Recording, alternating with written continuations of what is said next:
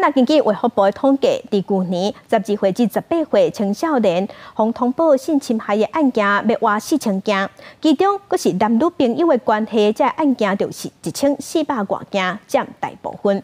国检署即马提醒讲，少年家去约会来路不明的物件，唔通乌白食乌白啉。总讲感觉身体无爽快，就要赶紧离开，才会当保护家己。 散步时，甲公婆手牵条条，还是女朋友下仔大落去一只裤落来替伊绑下仔大，真正足踏实的。其实情人节进前，未少少年人母来到西龙井四会踅踅，不过伫欢喜出去佚佗的同时，若对着对方无合理的行为，也是要紧，但袂记得爱保护好家己。就拒绝，就是找帮忙。哦，我会闪开。对，就是避免就好，就自己去保护自己。我觉得。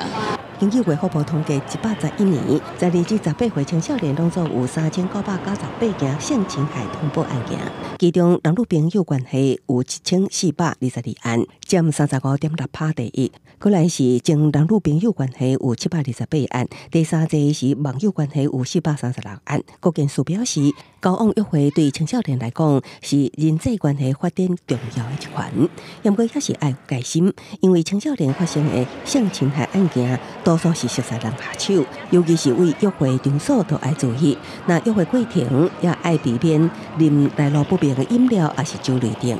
选择这个熟悉的或者是人潮众多的地点，有时候因为性的冲动或怎么样，想要临时改地点那这个时候可能也要跟家长做一个告知。那如果对方出现这个失控啊，或者是不正当情绪的部分应该勇敢的离开这个危险的现场。